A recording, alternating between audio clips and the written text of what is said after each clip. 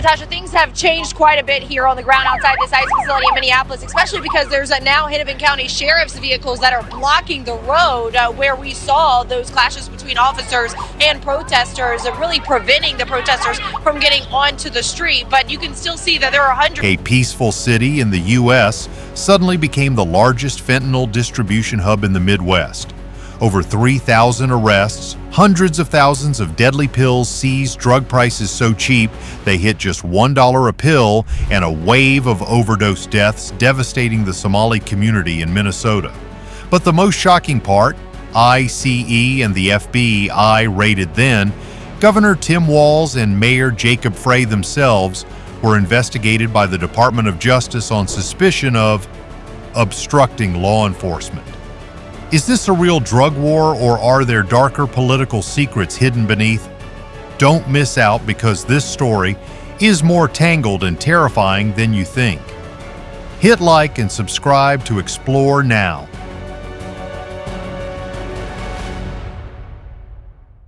Perhaps it all started with the pills. Street patrols kept finding fentanyl in places where it was never common before. Not just in major raids, but in routine traffic stops, luggage checks, or searches of small apartments. Suddenly, it was everywhere. Someone once said, that in Minneapolis you could walk down the street and find the stuff within 10 minutes. Sounds truly terrifying.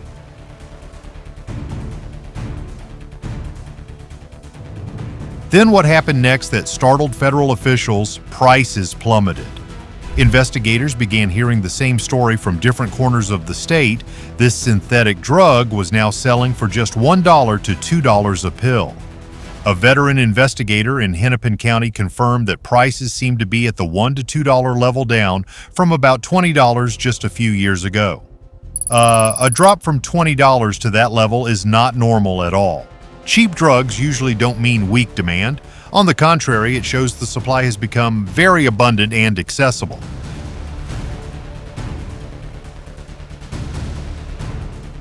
For years, fentanyl has become the black market's commodity of choice, and traffickers found ways to produce it locally quite easily. Increasing supply can only lead to one thing: a spike in overdoses. Looking at the data, one trend stands out. Overdose deaths are rising fastest in Minnesota's Somali community, especially among the youth. It is said that young people are passing away from overdoses at record and heartbreaking rates. While that doesn't mean the community caused the crisis, it doesn't rule out the possibility that the crisis has taken deep root there.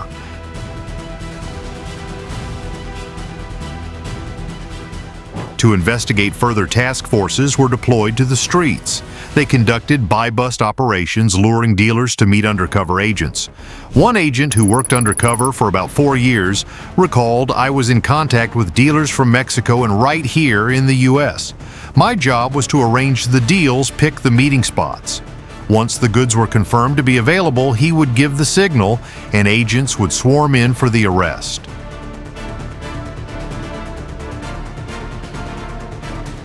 Gradually, the same names, relationships, and phone numbers kept repeating.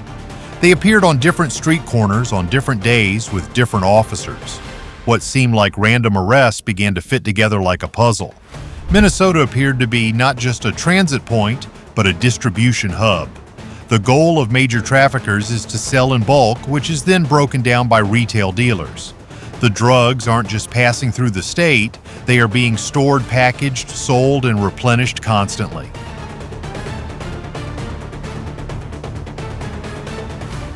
Every time local agencies pulled a dealer off the street, someone else filled the spot. With the big picture in mind, the mission changed. ICE and the FBI were brought in to dismantle the network in Operation Metro Surge, which took place a few months ago. Phones were mapped, cash flows tracked, and arrest records cross-referenced. However, as the arrests swept through Minnesota, investigators noticed patterns repeating around the same circles. Week after week, arrests piled up 100, 500, then 1,000. By the time the operation hit its peak, over 3,000 arrests were recorded, and Minnesota at that point seemed to be drowning in the problem. When the federal arrest numbers were released, the state was at a breaking point.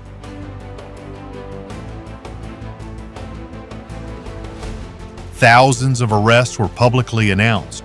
Even Trump spoke out calling those arrested the worst of the worst, citing violent criminal records linked to the surge in the Twin Cities. What did he say? That these were dangerous figures, illegal immigrant criminals, in many cases murderers, drug lords, mental lunatics, and savage killers. But as the number approached 3,000, something unexpected happened. Those in power at the state and city levels began to react strongly.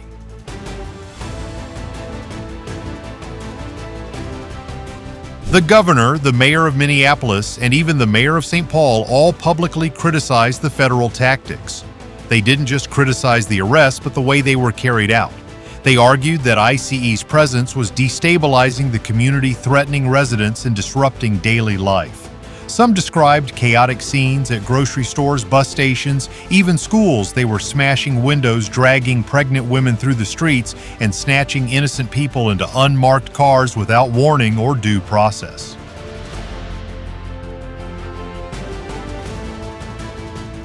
What was the federal response? They said it was a scene of chaos that ICE forces were facing organized violence targeted at them. But it seemed no one really believed it. The situation got so bad that civil lawsuits were filed against ICE and the federal government with civil rights concerns raised. Protests and riots broke out and the federal government took notice, mainly because they seemed to be encouraged by local officials whose statements were viewed by the Department of Justice as obstruction.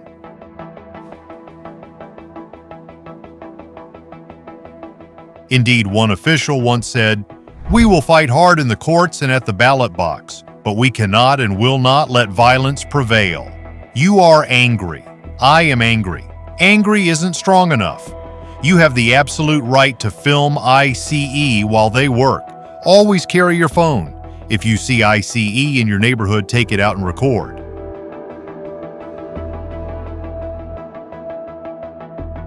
At the same time the operation hit the news, federal prosecutors opened a new front, a legal investigation into whether the public statements and actions of Minnesota officials unlawfully obstructed federal enforcement. The U.S. Department of Justice issued grand jury subpoenas to 6 Minnesota officials on suspicion of obstructing immigration enforcement investigations. The subpoenas went to the governor's office, the mayor of Minneapolis, the mayor of St. Paul, and several others, including the state attorney general. These were orders to provide records, communications, and documents related to the federal operation. The investigation examined whether officials obstructed large-scale immigration activities through their public statements. Federal prosecutors focused on potential violations of conspiracy laws.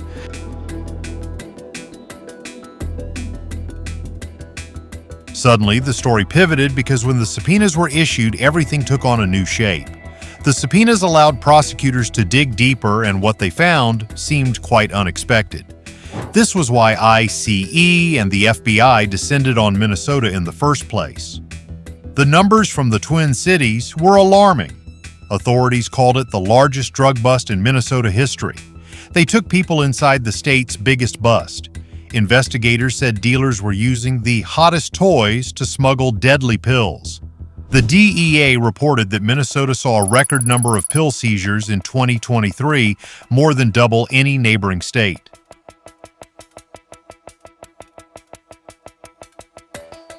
The DEA announced Wednesday that they seized a record 417,000 pills in Minnesota in 2023, a 127% increase from the previous year, making the state one of the hardest-hit areas in the Midwest. And it isn't slowing down. Federal agents described the flow like an avalanche, with drugs appearing in urban neighborhoods, remote rural areas, and even in parcels mailed into the state. DEA Minnesota stated that distributors are trying everything, such as sending teddy bears stuffed with pills to metro addresses.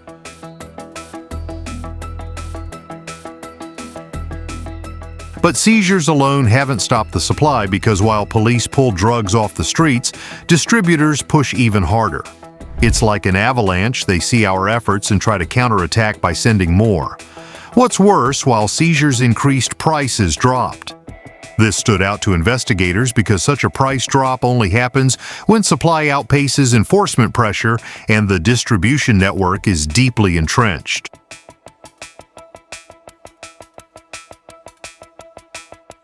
That kind of low pricing implies the distribution network has taken deep root in the community, and it's evident on the streets.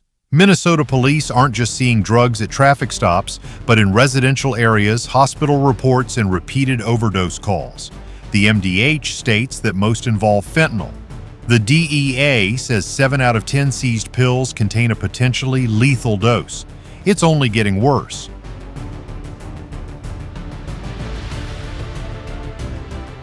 That leads to a stark conclusion: Minnesota is a hub where drugs arrive and then spread to neighboring regions. But with all the information gathered, will federal investigators trace the supply chain back to the source? We will have to wait and see. By the time federal investigators were counting arrests, another story was unfolding in living rooms, mosques, and dinner tables across Minnesota. Overdose reports show a disturbing reality. Fentanyl isn't hitting Minnesota evenly. It's tearing through some areas faster. And in the Twin Cities, one community keeps appearing repeatedly in reports.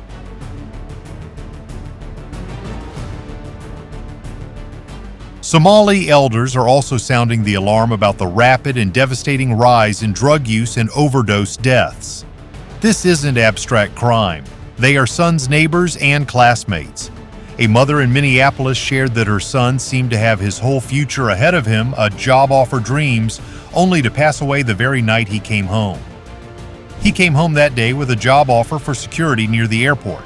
He said, "Here is the offer tonight, I'll get my uniform. Tomorrow I start work." And that very night, he was gone. Their voices are not isolated. Data and community activists show a disparity that's hard to ignore. Somalis in Minnesota are dying from opioid overdoses at more than twice the rate of other residents. By 2021 in Minneapolis, the number of black residents dying from opioid-related causes surpassed that of white residents.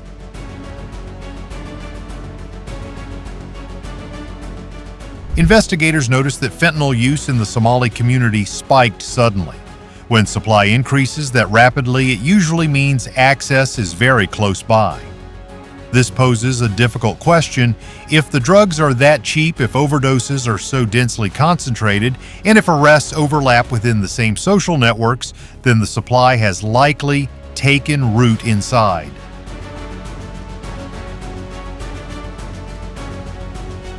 That doesn't mean everyone is involved. Far from it. Most families are victims, not participants.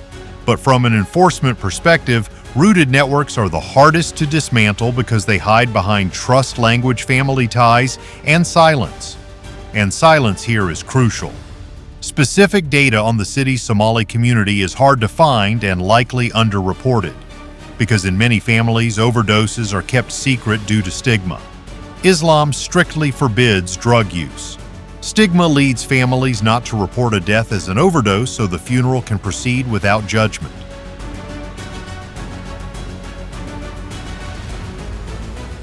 As a result, many overdoses go unreported or are attributed to other causes. Silence masks the scale of the problem. Meanwhile, activists on the streets see it firsthand. Community leaders hand out Narcan and tea in public squares, knowing that young people are sliding away in ways official statistics don't fully capture. These aren't just statistics in a press conference. This is a mother burying her child, a neighbor trying to save a friend, an elder watching a generation collapse.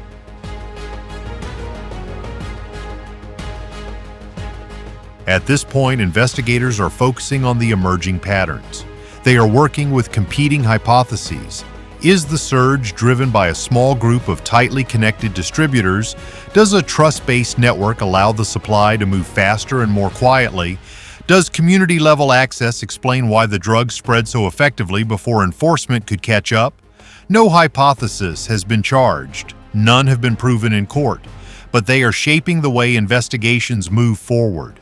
Federal agencies are now comparing overdose data, arrest records, price trends, and parallel communication networks, trying to understand not just who is moving the drugs, but how the system protected it for so long.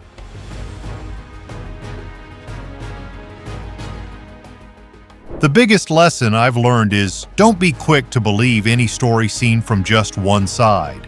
When drugs are rampant, prices are unusually cheap. Communities are heavily devastated, and then local and federal governments clash intensely. Everything could hide more complex layers than we imagine. Always stay alert. Ask questions, seek multiple perspectives, and especially don't let emotions override reason, because in sensitive issues like these, the truth often lies somewhere between speculation and incomplete evidence. Caution is the best way to protect yourself and your community.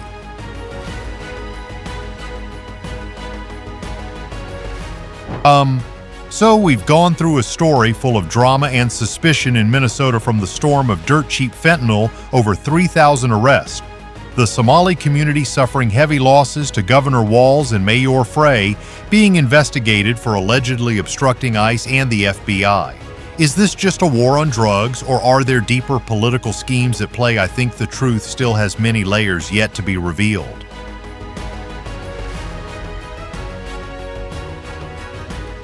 What do you guys think about this whole situation? Who is protecting the community and who is taking advantage of the situation? Leave a comment below. Share your honest thoughts. I'll read and reply to them all. Don't forget to like, share, and subscribe so you don't miss the next updates. Thank you for watching until the very end.